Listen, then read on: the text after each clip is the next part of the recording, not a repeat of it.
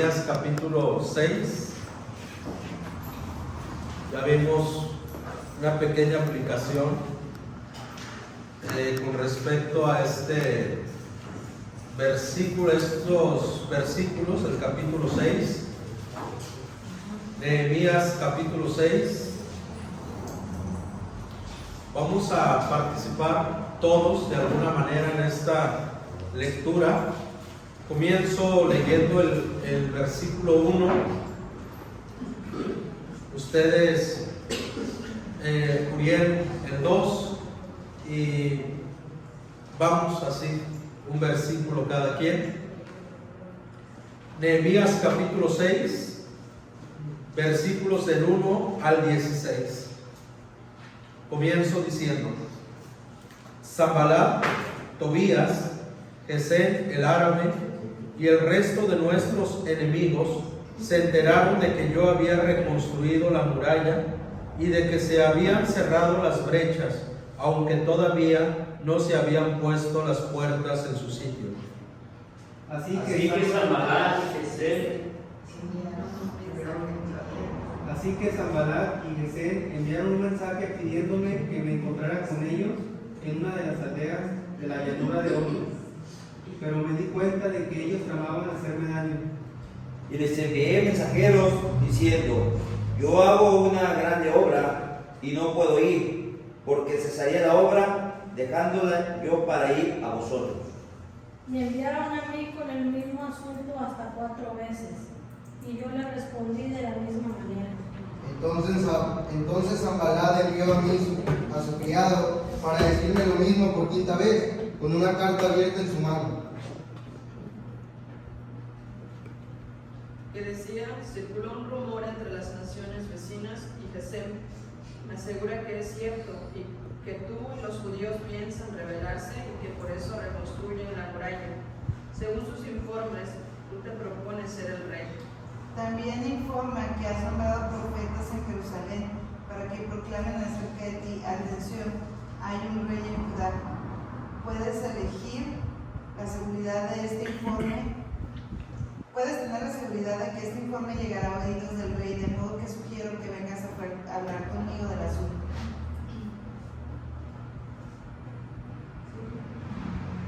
Yo respondí: todo lo que dices es puro cuento. Tú mismo inventaste todo.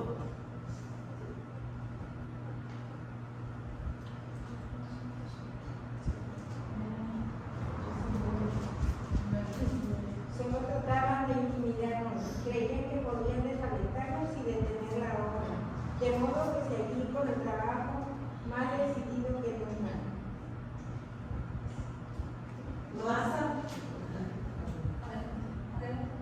Más adelante fui a visitar a Benaías, hijo de Delaía y nieto de Mehetabel, que estaba recluido en su casa. Me dijo: reunámonos dentro del templo de Dios y cerremos las puertas con cerrojos.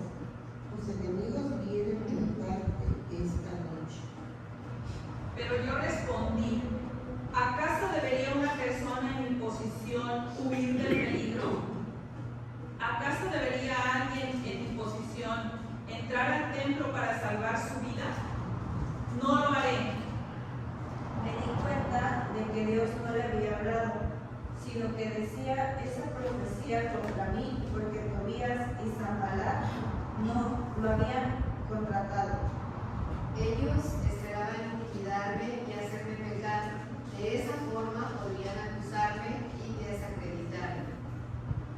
Oh Dios mío, acuérdate de todas las cosas malvadas que Tobías y Sanballat han hecho, y recuerda a la profetisa Noadías y a todos los profetas como ella que trataron de intimidarme. Así que el 2 de octubre, a los 52 días después de comenzar la obra, se terminó la muralla. Cuando se enteraron nuestros enemigos y las naciones vecinas, se sintieron aterrorizados y humillados. Se dieron cuenta de que esta obra se había realizado con la ayuda de nuestro Dios. Hasta ahí, amén. Dios es perfecto en todo lo que hace, y nosotros debemos descansar en esa perfección y en esa seguridad, en esa confianza que tenemos en Dios. Hay una historia de un campesino que estaba descansando debajo de un encino al mediodía, cuando el calor estaba muy fuerte, y se recostó debajo del encino, y en su descanso empezó a ver el árbol fuerte, frondoso, con unas ramas. ¿Cuántos conocen el encino? Encino.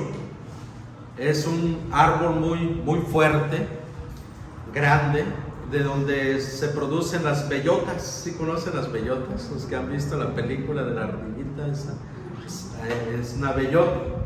Bueno, entonces vio el árbol muy grande, con unos frutos como de este tamaño, bien pequeño, ¿no? Y como que no cuadraba. Y a su lado, en su sembradío, vio una guía, como el de chayote. Si conocen el chayote, una guía de calabaza, una calabazota enorme llamada chilacayota, grande, y apenas si la ramita lo sostenía. Y este hombre pensó y dijo: Dios, temo decir que tú también te equivocas, porque yo en tu lugar pondría las chilacayotas en este árbol fuerte, grande, y esos frutos tan pequeños los pondría en la guía. Apenas terminó de pensar cuando vino un fuerte viento y sacudió el árbol, y le cae en la cabeza una bellota, y dice: gracias a Dios que no fue una chilacayota. Entonces Dios es perfecto en lo que hace, ¿no? Aun cuando nosotros no lo logramos entender. Y el título de esta enseñanza precisamente lo sacamos con los alumnos que están aquí de Radical, que llevaron el tema de hermenéutica y homilética, una clase que dimos, y ayer tuvieron la bendición de presentar estos puntos, y hoy tenemos la bendición también de compartirlo con ustedes.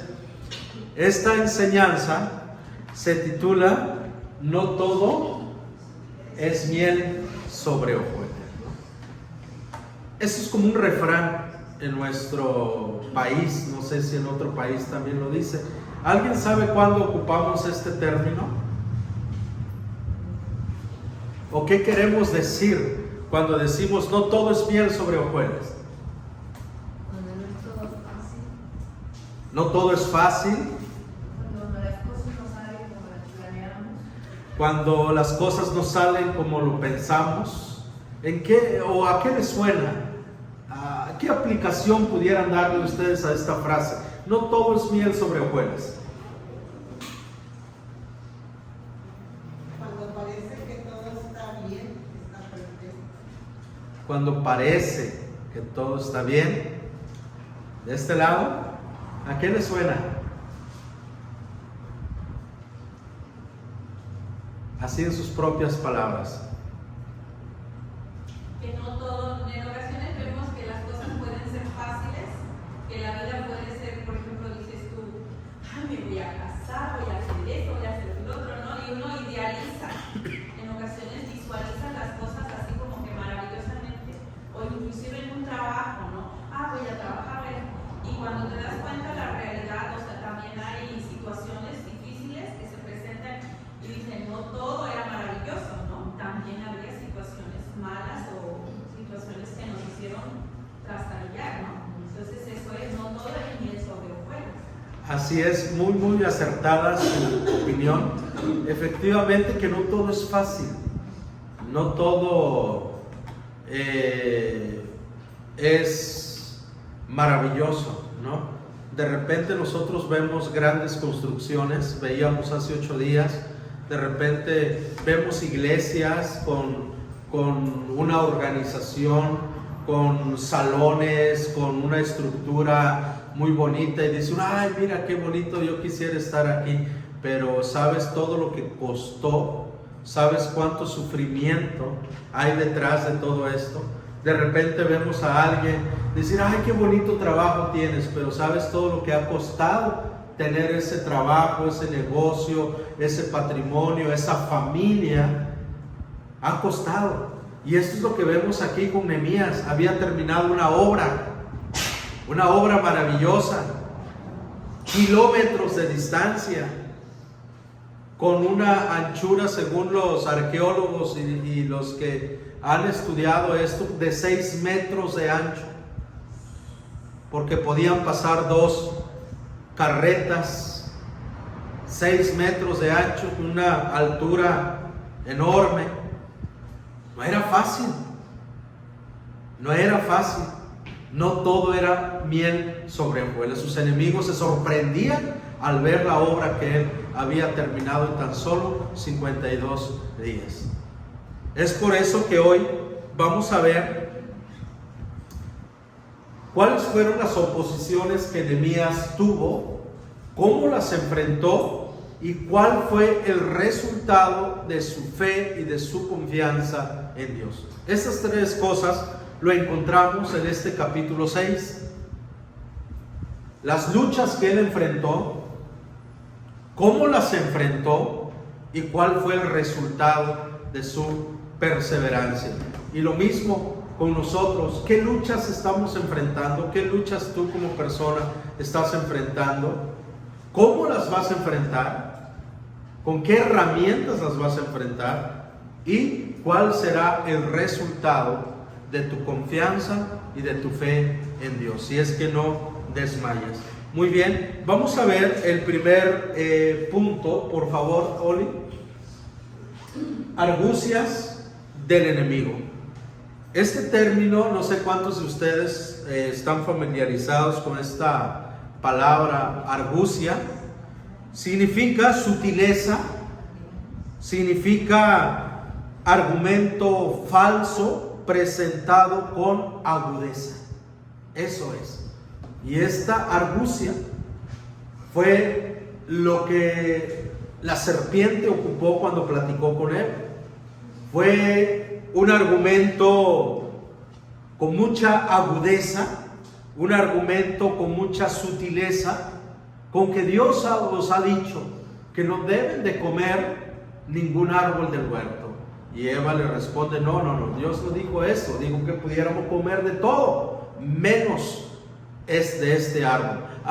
Ya, con que sabe Dios que el día en que comas de este fruto, serás igual a Dios, ¿no? Y esos argumentos que la serpiente presenta, convence a Eva, entonces ella contempla el fruto codiciable, agradable ante los ojos, y ella toma y come. Entonces aquí con Nehemías, al saber que no pudieron detener la obra de Nehemías, porque él estaba bien convencido de la visión que Dios le había dado, de la obra que Dios le había encomendado, ahora quieren quitarle la vida, ahora quieren eliminar la cabeza de la obra que era Nehemías. Cuando una persona es pieza clave en una organización, en la iglesia,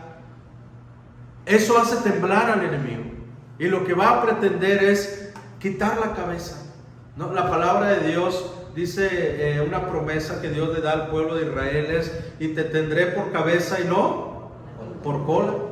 ¿Sí? ¿Por qué? Porque el enemigo siempre va a querer tirar la cabeza, siempre va a querer destruir a la cabeza. Aquí está nuestro hermano Toño, que es veterinario. ¿Qué pasa cuando uno le corta la cola a un perro? ¿Hemos visto a los perros que le mochan el rabo, la colita? Hasta más estéticos se ven algunos, ¿no? Que no debería, pero algunos le cortan la cola a propósito. ¿Han visto perros que le cortan la cola? ¿Sí? Y el perro ahí sigue. ¿Pero han visto a un perro que le cortan la cabeza? No, porque cortando la cabeza cae el cuerpo. Lo mismo en la iglesia. El enemigo va a querer tumbar a aquellos que están haciendo algo en la obra de Dios. Pero a los que no están haciendo nada, no es blanco del enemigo. No es su principal punto de ataque. Aquí no estaban atacando al resto del pueblo. Aquí se ve notoriamente que querían tumbar, cortar y matar a Nehemías, porque es el autor intelectual de la obra que se está haciendo. Entonces vemos aquí de los versículos, por favor, del 1, los versículos del 1 al 4, si lo podemos leer, por favor, del 1 al 4.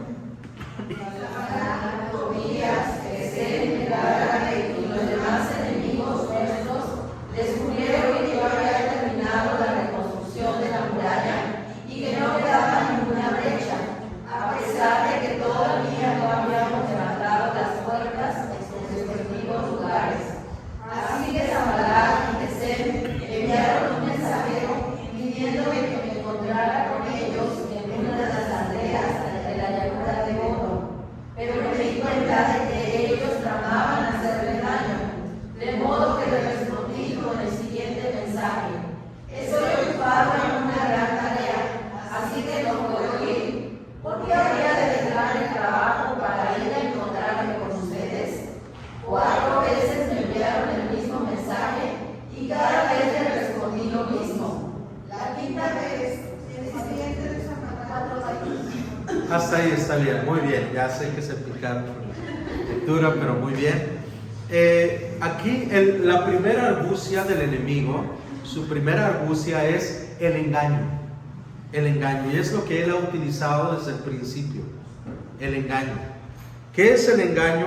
Es hacer creer a alguien que algo falso es verdadero. Eso es el engaño. Y sobre todo hoy en la época en la que vivimos, en este siglo en el que vivimos, hay muchos engaños de diferentes tipos. ¿De qué manera querían engañar a Nehemías? Querían sacarlo de su fortaleza, de su zona de seguridad, para llevarlo a un campo donde matarlo. Y Nehemías no accedió. Él sabía que era un engaño. ¿Cuántas veces trataron de engañarlo? 4 veces, con cartas, ¿verdad? En el siglo XXI, en este siglo, surge una palabra, no sé cuántos de ustedes lo han escuchado, no existía anteriormente, pero hoy es muy conocida esta palabra: hiperconectividad. ¿Sí lo han escuchado? La hiperconectividad hace referencia a un término que se crea precisamente en este siglo en el que vivimos, y se le asigna así a todos los medios de comunicación existentes, ¿sí? Estamos hiperconectados en todos los sentidos, ¿sí? Ya no se puede ocultar cierta información. Ya tenemos alcance a todos los medios informativos. La pregunta y el grave error es que no tenemos, nos dieron la llave, el acceso a la información. El problema es que no nos han enseñado a clasificar la información que recibimos. Nuestros hijos con el iPad, con el celular, está a un clic de entrar en un mundo de información, pero no tiene la capacidad de discernir y de filtrar esa información. Y esto nos lleva a un enorme engaño, nos lleva a pleitos sociales, a psicosis social, y estamos siendo engañados en todas las áreas de nuestra vida, desde la familia, sociedad, educación, en todos los sentidos estamos siendo engañados, porque esta es una herramienta muy sutil, como lo dice el punto, una argucia del enemigo. Y nosotros tenemos que estar preparados para conocer entender y saber cuándo una información es un engaño, que no procede de Dios. Yo le decía a la iglesia hace algún tiempo, cuando mucha gente se espantó, mucha gente compró despensa porque se iba a oscurecer. ¿Cuántos de ustedes se acuerdan de ese fenómeno que espantó a mucha gente? Que el mundo se iba a oscurecer por completo, que iba a haber un apagón mundial, y mucha gente se espantó, y que incluso hasta el sol se iba a oscurecer, y la gente tuvo miedo. Incluso al ver a tanta gente con conocimiento, preparada, médicos y otros, teniendo miedo, entonces dices, pues a lo mejor será cierto, pues si ese que estudió tiene una buena preparación, se está preocupando, entonces sí es preocupante. Y yo estaba con eso, y aquí con la Biblia en la mano, leyendo el Evangelio de Juan, y me encuentro en ese versículo, como que el Señor me dijo: hey, despierta. Dice: la luz resplandece en las tinieblas, y las tinieblas no pueden distinguirla. Dije, pues si esto es un sentido espiritual, metafóricamente hablando, jamás la luz se va a extinguir. Dije, esto no es verdad. Y de hecho y hecho, no pasó nada, o sea, el mundo siguió igual. Pero muchas veces, con la hiperconectividad que nosotros tenemos, estamos siendo engañados. Estamos siendo engañados. Hoy los jóvenes no se quieren casar porque se le ha engañado que la familia es un desastre. ¿Para qué te casas? Mira cómo terminó tu tía. ¿Para qué te casas? Mira cómo terminó tal persona. Hoy hay un artículo ahí que circula que me llamó mucho la atención, que dice: hoy los jóvenes temen más al embarazo que a una enfermedad de transmisión sexual. Y la juventud, la sociedad está siendo engañada. Tenemos esa hiperconectividad, pero no tenemos la capacidad de filtrar y de razonar sobre cierta información. Dice un filósofo muy bueno, su programa se llama Filosofía Aquí y Ahora, muy bueno, es un argentino él. Dice: dime del tamaño de tu televisor y te diré el tamaño de tu ignorancia. ¿No? Y es muy cierto. Dice él, cuando tú llegas y apagas el televisor, le quitas el poder a las masas políticas y a toda esa sociedad que quiere confundirte. Porque cuando tú tomas el control y prendes la tele, le das la autoridad a todos aquellos que quieren contaminar tu mente, llenarte de ideologías. Pero cuando tú dices basta, tomas el control y lo apagas, se acabó. Se acabó, le quitas todo el poder. Todo el poder. Ahorita las grandes empresas, ¿no?, como Televisa, TV Azteca, de unos años para acá, han hecho de todo, han revivido telenovelas de años que pegó bastante, querer recuperar el rating, la audiencia, pero se han perdido. ¿Por qué? Porque hay otros medios, están las redes sociales, en Facebook, está esos programas, ¿no?, que nosotros podemos ver desde nuestro celular. Pero el enemigo está ocupando todo esto para engañarnos de alguna manera. Si no sabemos cuál es otra argucia que el enemigo ocupa, es la calumnia. La calumnia. Y esto lo vemos en el 5:9. Al saber que no pueden engañar a Nehemías, ahora le levantan un falso a Nehemías. Le ponen un falso lo vemos aquí en el versículo 5, la quinta vez que Sanbalat me envió por medio de uno de sus siervos el mismo mensaje en una carta abierta, que a la letra decía: corre el rumor entre la gente, y Gesén lo asegura, de que tú y los judíos están construyendo la muralla porque tienen planes de rebelarse.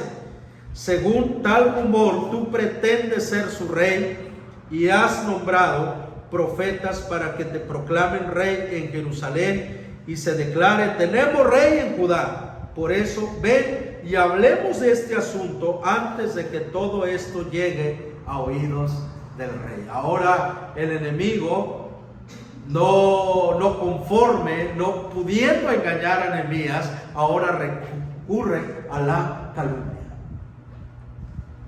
A la calumnia. Cuando un hijo de Dios, hermanos, es firme en sus convicciones, el enemigo te va a querer engañar, te va a querer sacar de la iglesia, te va a querer sacar de esa seguridad, de esa relación con Dios y llevarte a su territorio para ahí matar tu fe, robar tu gozo, matar tu seguridad en Cristo. Cuando él no lo logra, entonces va a inventar algo en contra tuya.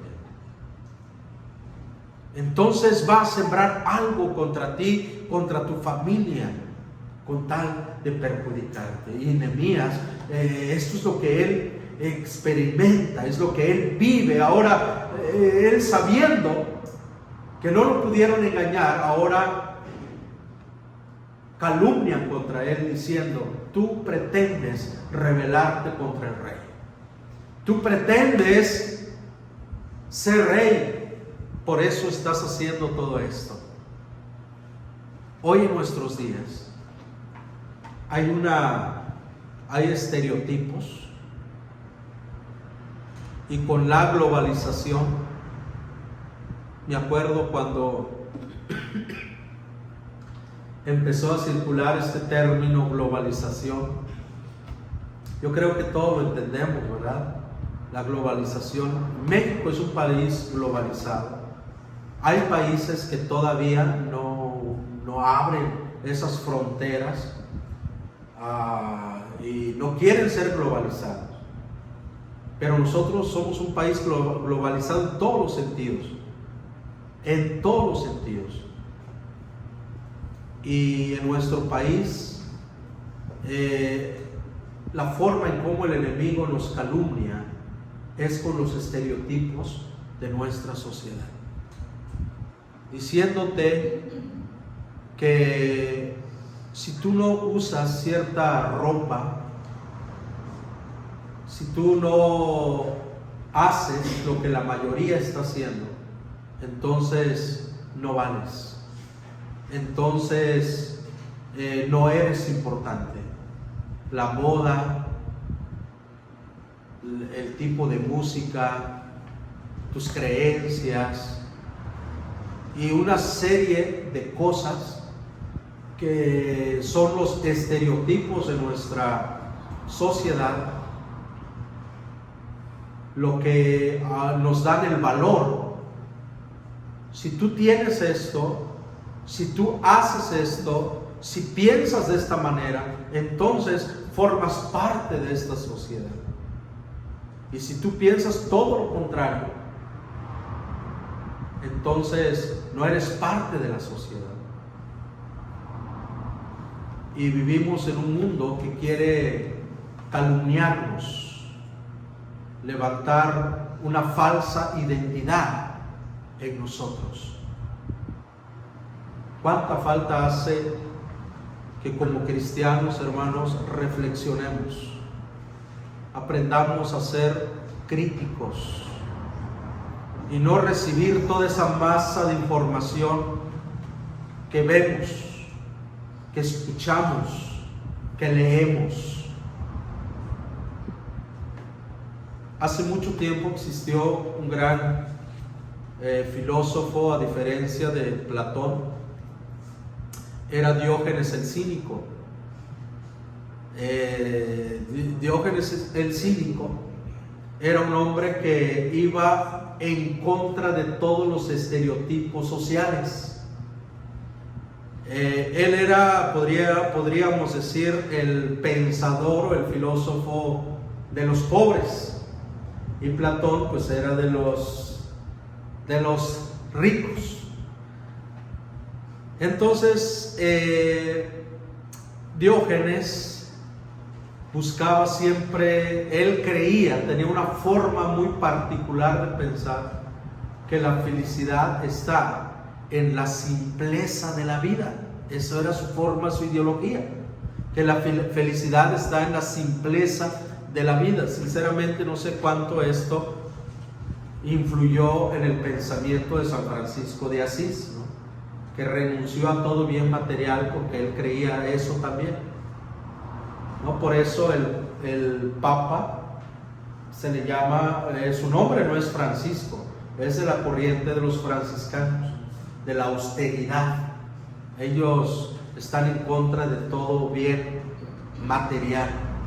Entonces Diógenes un día, él, incluso algunos dicen que él ni ropa llevaba, porque él dice, es que todo bien material te ata a este mundo terrenal. Era el pensamiento de Diógenes, es todo bien material te ata y te genera una ansiedad y preocupación. Entonces él quería liberarse de todo eso, se despojó hasta de su ropa. Algunos dicen que caminaba por las calles y dormía donde encontraba. De hecho lo atacaban como un loco, un demente. Y cuando un día él llegó a la fuente y vio a un niño tomar agua con las manos, Diógenes dijo, ¡qué barbaridad! Con razón sentía un peso sobre mí, porque este niño me enseñó algo más simple. Y agarró su cantarito donde bebía agua, dijo, yo soy más rico que él porque yo tengo un cántaro y yo quiero ser más pobre que él. Entonces tira el cántaro porque vio a este niño, ¿no? Entonces cuenta la historia también un día que Alejandro lo fue a ver, porque tanto era su fama, y él estaba tomando el sol, y llega Alejandro y le dice, yo soy Alejandro. Y Diógenes le dice, y yo soy Diógenes. Y le dice Alejandro, ¿no sabes quién soy? Y le dice Diógenes, no, y ni me interesa. Y le dice Alejandro el Magno, se trae una historia de quién fue Alejandro, y le dice Alejandro, Diógenes, puedo darte todo lo que me pidas. Y Diógenes le dice, no. Bueno, sí, me puedes dar una cosa y una no. Pídeme lo que quieras. Le dice Alejandro, sí, te lo voy a pedir. Hazte un lado que me tapas el sol. Entonces, este tipo de pensadores de la antigüedad, ¿no? Y Juan, el evangelista Juan, habla mucho sobre la reflexión de la vida diaria. Cuando nosotros leemos a Pablo conocía estas historias, así como dijo uno de sus filósofos cretenses, glotones. ¿Quién lo dijo? Un filósofo griego. Y hermanos, nosotros tenemos que aprender la palabra de Dios. De hecho, la educación cristiana es reflexiva. Tenemos que aprender a pensar, a razonar. Tenemos que aprender porque el enemigo nos está calumniando. El enemigo nos está levantando falsas acusaciones de tu identidad, del matrimonio, de la familia, de la iglesia, de la palabra. ¿Sí nos damos cuenta? Y lo peor de todo, hermanos, es que el enemigo El diablo usa la verdad para engañar. Una mentira, para que pueda ser mentira, debe tener por lo menos un 90% de verdad.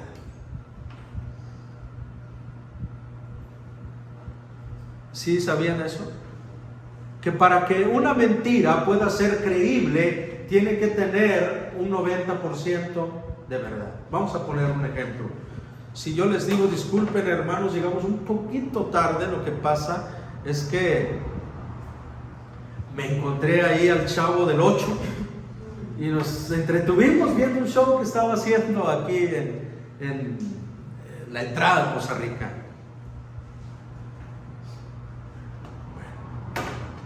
Disculpen, lo que pasa es que ahí cuando veníamos nos encontramos a López Obrador, estaba comiendo, ahí nos invitó un taquito de barbacoa, pues vamos a decirle que no, pues le convivimos con él y ya se nos hizo un poquito tarde. Disculpen, llegamos un poquito tarde, lo que pasa es que, ya saben cómo está la carretera aquí entrando en Costa Rica. Se nos ponchó una llanta, en lo que llegó el talachero, hizo el cambio de la llanta, pues se nos fue un poquito de tiempo. ¿Cuál de las tres es más creíble? La última, pero no deja de ser mentira, porque no se nos ponchó la llanta, ni vimos a Obrador, ni estuvo el Chavo. Así es. ¿Sí? Ninguna de las tres es, pero una es más creíble. Entonces el enemigo siempre va a ocupar gran parte de verdad, de las cosas verdaderas. Si no tenemos un criterio, si no tenemos la capacidad de pensar, de conocer la verdad bíblica, el enemigo nos va a calumniar. Y calumnió a Nehemías. El enemigo sabía que el pueblo no tenía rey. Sabía que Nehemías tenía la capacidad de ser rey. Y le dice, tú te quieres proclamar rey. Y ya se están preparando para hacerlo. Le estaba levantando una calumnia. Al menos aquí llevamos dos argucias del enemigo: el engaño y la calumnia. Y finalmente el miedo.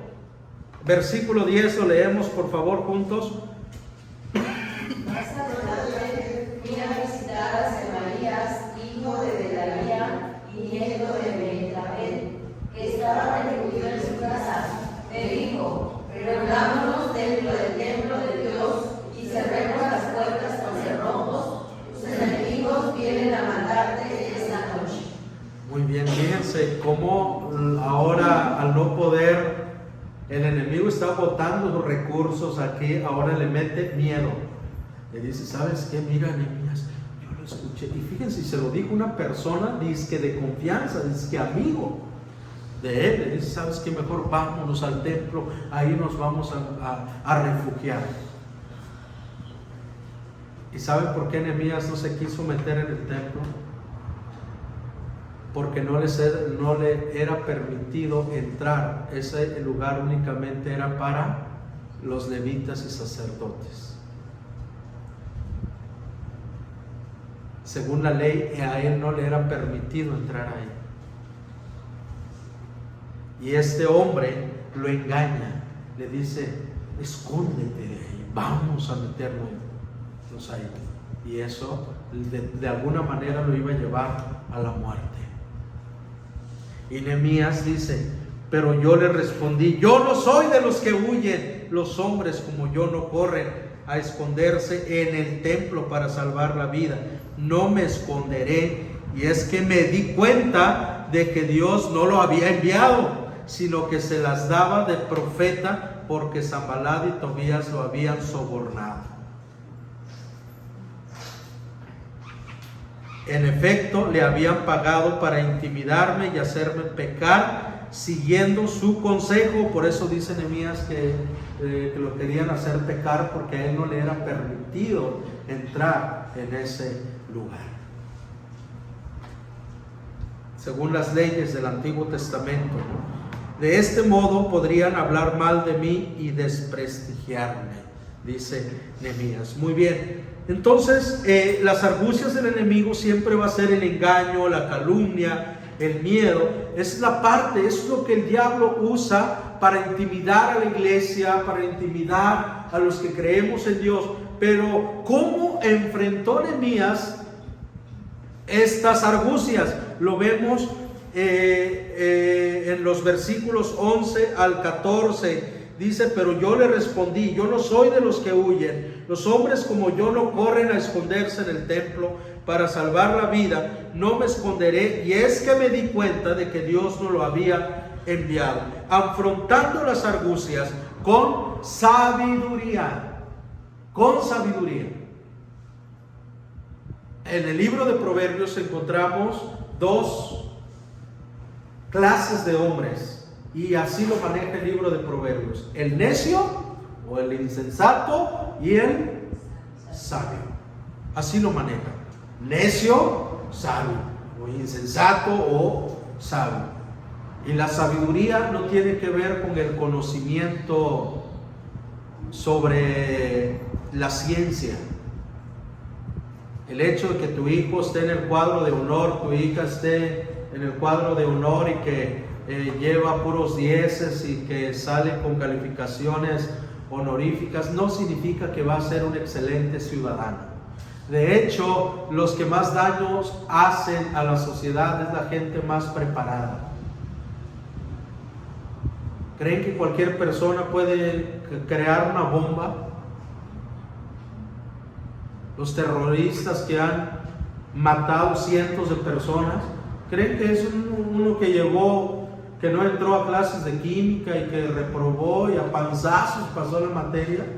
No, eran de los que más conocimiento tenían. Por eso no es garantía, porque el conocimiento humano no tiene nada que ver con la sabiduría del cual habla la Biblia.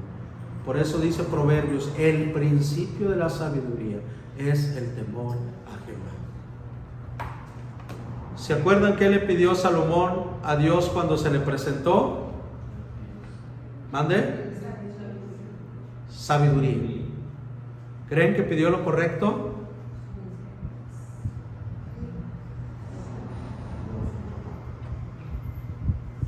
Lamento decirles que no. Yo decía: si ahorita Dios se me presenta, yo le diría: Señor, y me dice: ¿qué quieres que yo le diga? Sabiduría, así como Salomón, Señor. No. Salomón después rectifica y dice: el principio de la sabiduría, ¿cuál es? El temor a Jehová. Salomón diría: si ahorita Dios se me presentara, yo le diría: dame temor a ti. Temor. Porque si ustedes conocen la historia de Salomón, cuánto pecado no cometió, porque le faltó temor a Dios. Nosotros lo que tenemos que pedirle es temor, y como consecuencia viene la sabiduría. Amén. Entonces la sabiduría, aquí vemos a Nehemías, un hombre con mucha sabiduría, con mucho temor a Dios.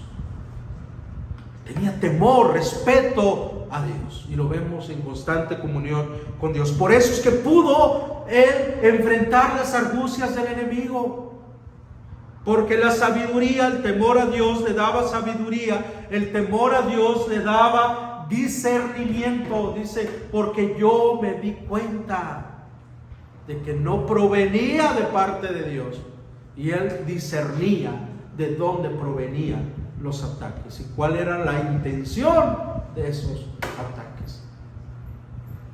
Esto nos hace falta a nosotros como iglesia, como familia, tener discernimiento.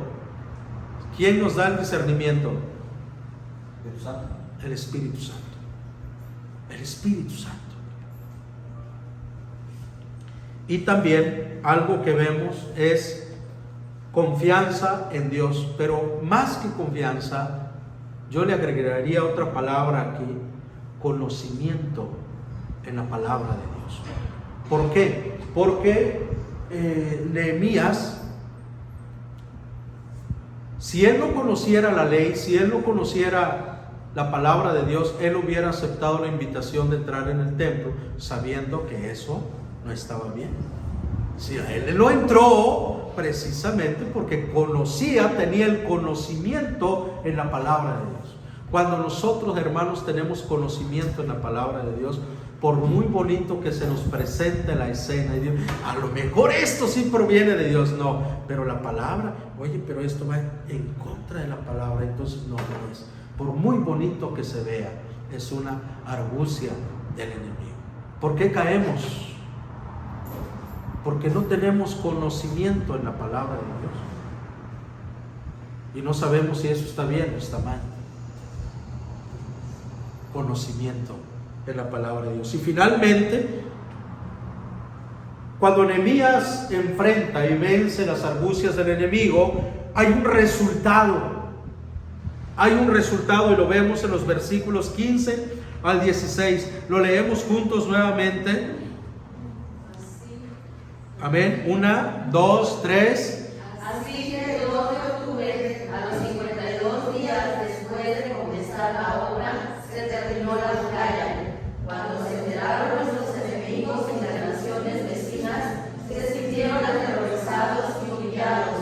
Se dieron cuenta de que esta obra se había realizado con la ayuda de nuestro Dios. Amén. ¿Cuál fue el resultado de la sabiduría, el discernimiento y el conocimiento o la confianza en Dios? Una obra terminada en pocos días. 52 días para levantar un muro de alto como de 6 metros y de ancho otros 6 metros y kilómetros de distancia en 52 días. Por eso la palabra dice que cuando ellos despertaron, aquí dice cuando se dieron cuenta, porque dijeron, bueno, de aquí a que terminen todo ese tramo, se dieron cuando despiertan, oye, ya terminaron la obra. ¿Cómo? Sí, ya la terminaron. Y empieza ¿cómo es posible? O sea, esto no es humano. Esto no es posible, esto no es creíble. Cuando nosotros conocemos la palabra, tenemos la sabiduría, el discernimiento y la confianza en Dios, los resultados es obras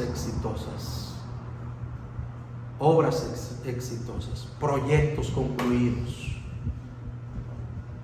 Y también hacemos que nuestros enemigos se humillen. Callamos boca, ¿no? Hubo de repente unos videos ahí donde decía callando boca, no, nunca lo vieron, de que ahora sí encontré trabajo, ¿no? Ahora sí voy a comprar, ahora sí voy a ir de viaje, ¿no? Callando bocas, porque muchas veces, hermanos, la gente se burla, la gente habla de la familia, de nuestros hijos, de ahí no va a salir, y tantas cosas que nos lastiman.